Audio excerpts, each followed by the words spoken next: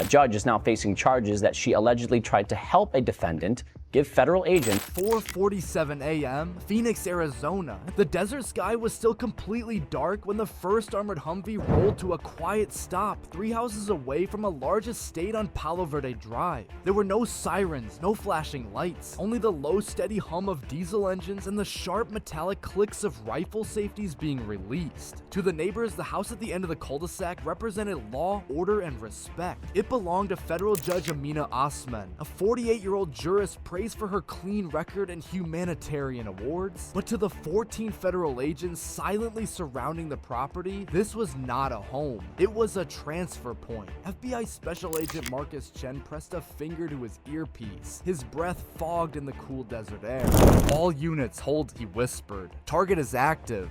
For the past 18 months, investigators had been chasing a ghost, someone who could make federal cases disappear and people vanish without leaving a trace. Internally, they had given her a name, the Gatekeeper. Tonight, they believed the hunt was over. At 4:51 a.m., Chen gave the order. Execute. The battering ram swung once. The heavy oak door exploded inward with a crack that shattered the silence of the neighborhood. Tactical teams rushed inside, boots thundering across polished hardwood floors. Federal agents, search warrant, move, move. Judge Osman was found in the master bedroom, standing near the window in a silk robe. She didn't scream. She didn't try to run. She simply raised her hand. This is a case Lou Raguse has been following since the beginning. The judge's actions could make it harder to prosecute state fraud cases. Her face showed no fear, only calm resignation. She had known this day would come. As agents placed her in cuffs, she locked eyes with Agent Chen. She didn't say a word. She didn't need to. The real evidence wasn't in the bedroom, it was in the garage. At 4:58 a.m., a specialized engineering team entered the 3-car garage. Weeks earlier, thermal images captured by drones had revealed something strange. The concrete floor here was 4.7 degrees warmer than the surrounding ground. Something underneath was producing heat. A technician dropped to one knee and fired up a concrete saw. The blade screamed as it cut through the slab, sparks flying into the dim light. 30 seconds later, a large section broke free.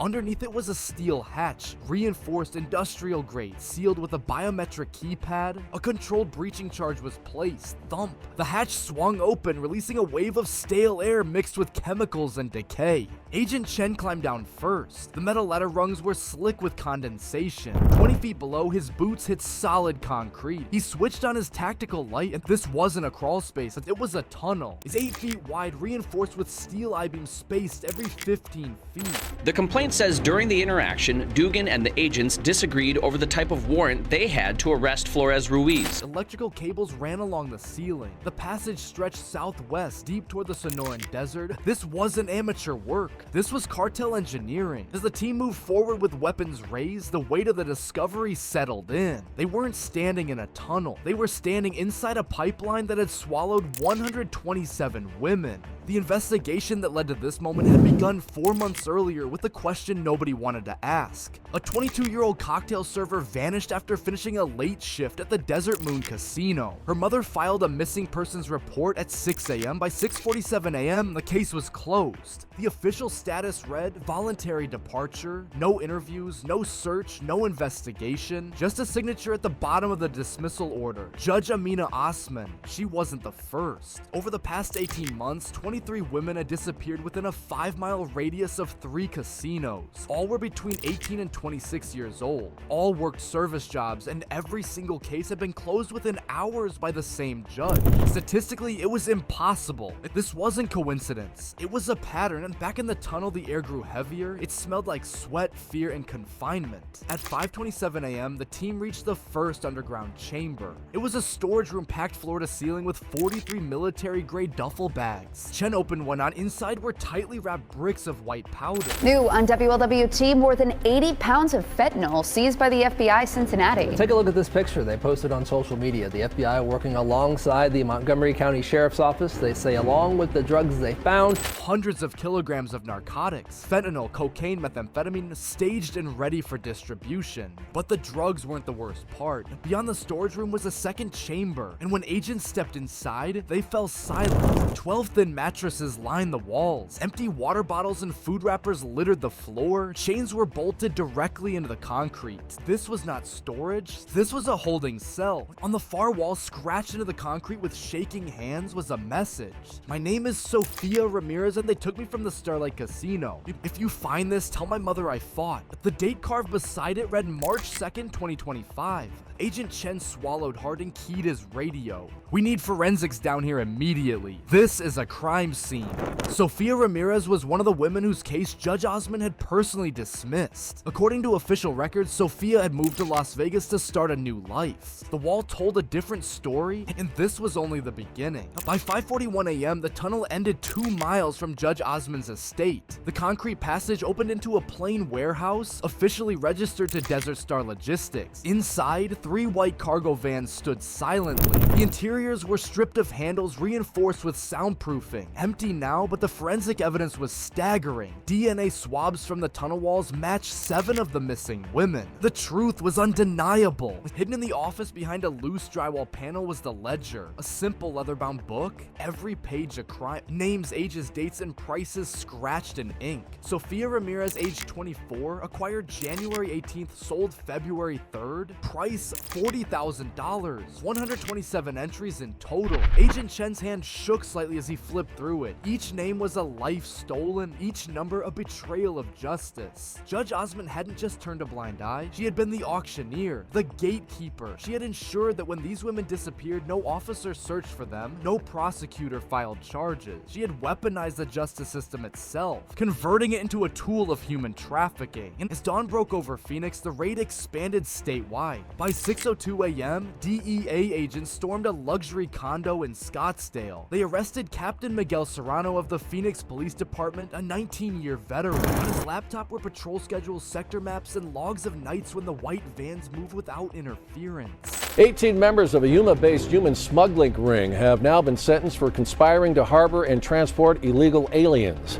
U.S. Border Patrol says the group, known as La Mesa, operated from Yuma. He was the lookout, paid $5,000 per shipment to ensure police coverage never intersected the cartel's operation. At 6:15 a.m., FBI teams descended on a downtown law office. David Crest, a public defender, was taken into custody. Instead of defending victims, he coached them into deals that placed them directly into Judge Osmond's control. Not a lawyer, a recruiter. At 6:33 a.m., ICE agents raided the Desert Moon Casino's procurement office, arresting Linda Torres, the manager who identified vulnerable women. Over 200 employee files detailed addresses, visa status, family ties, all fed directly into the cartel's pipeline. And by 8 a.m., 31 arrests were made across 4 states. But the most chilling discovery awaited back at Osmond's estate. At 9:47 a.m., agents opened her personal safe. Cash piles, gold bars, and trophies stolen from victims lay inside. Also found a handwritten letter from a cartel leader translated from Spanish. In Somerton, Arizona, and work for the Mexico-based Los Brusos organization. On November 21st in Phoenix, a federal judge sentenced the defendants on charges of conspiring to harbor and transport.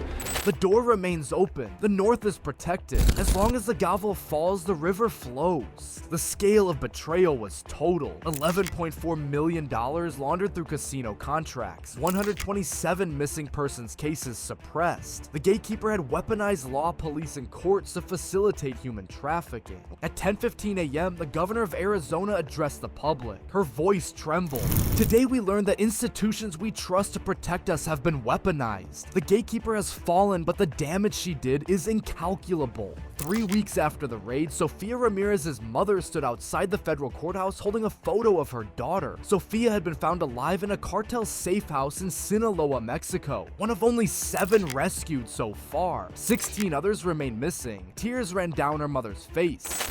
KRK continued to dig for answers after sources say the FBI raided the home of an Arkansas judge.